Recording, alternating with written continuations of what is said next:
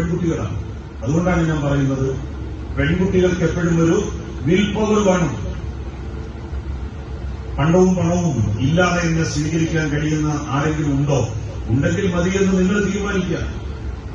എല്ലാ പെൺകുട്ടികളും അങ്ങനെ തീരുമാനിച്ചു കഴിഞ്ഞാൽ പിന്നെ ആൺകുട്ടികൾ ആകാശത്ത് നിന്ന് പോയിട്ട് പെണ്ണ് കെട്ടി വരില്ലല്ലോ. ഭൂമിയിൽ തന്നെ വരണ്ടേ അവർക്ക് കല്യാണം കഴിക്കാൻ. അപ്പൊ എല്ലാവരും അങ്ങനെ ഒരു ദൃഢനിശ്ചയം എടുത്തു കഴിഞ്ഞാൽ നിങ്ങൾ വിചാരിക്കുന്നിടത്തേക്ക് കാര്യങ്ങൾ വരും. അങ്ങനെ വരണം, വരുത്തണം.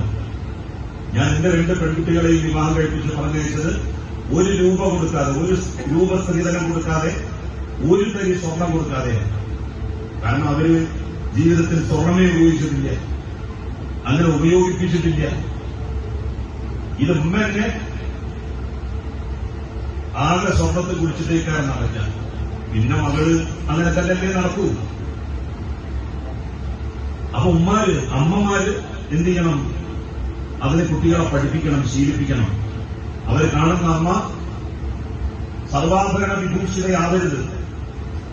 അങ്ങനെയാണെങ്കിൽ നമ്മുടെ കുട്ടികളും ആ ഒരു കൾച്ചറിൽ വളർന്നു വരും. അതിനാണ് നമ്മുടെ കുട്ടികളെ നമ്മൾ പ്രാപ്തമാക്കേണ്ടത്.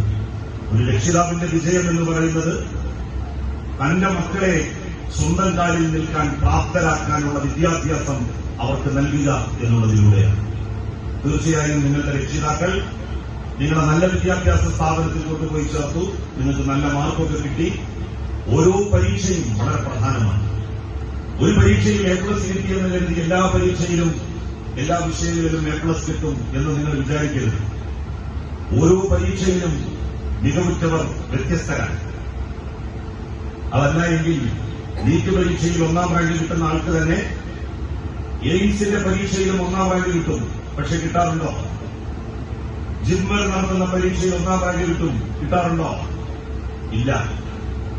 കേരളത്തിൽ 1ാം റാങ്കിലായി ഒരുപക്ഷെ എയിംസിന്റെ പരീക്ഷയിൽ 25ാം റാങ്കിലേക്ക് മാറിയിട്ടുണ്ടാകും.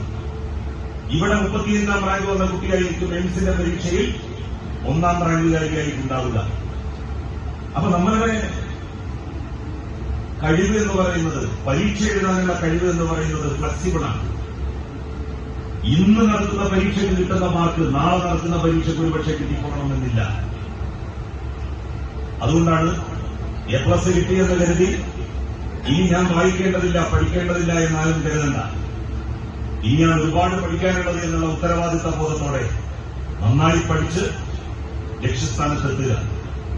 എല്ലാവർക്കും ഒരു ലക്ഷ്യം വേണം പഠിക്കുമ്പോൾ. അങ്ങനെ എല്ലാവർക്കും ഒരു ലക്ഷ്യമുണ്ടോ? ലക്ഷ്യം തീരുമാനിക്കാത്ത ആൾക്കാരാണോ കൂടുതൽ? പഠനത്തിൽ തനിക്കൊരു ലക്ഷ്യമുണ്ട് എന്ന് മനസ്സിൽ വിചാരിക്കുന്ന ആളുകൾ ഒന്ന് കൈകൂട്ടുക. പഠിച്ചിരുന്നതാവണം, ഒരു ഡോക്ടറാവണം, അല്ലെങ്കിൽ എഞ്ചിനീയർ ആവണം, അല്ലെങ്കിൽ ഒരു നഴ്സ് ആവണം, അല്ലെങ്കിൽ ഒരു ഫാർമസിസ്റ്റ് ആവണം, ഒരു പോലീസുകാരനാവണം, ഒരു സിവിൽ സർവീസ് ഉദ്യോഗസ്ഥനാവണം, ഒരു ടീച്ചറാവണം, നല്ലൊരു ബിസിനസ്സുകാരനാവണം. അങ്ങനെ പല പല ആഗ്രഹങ്ങൾ ഉണ്ടാവും. അങ്ങനെ എല്ലാവരും ആഗ്രഹങ്ങൾ തീരുമാനിച്ചു കഴിഞ്ഞു. 12ാം ക്ലാസ്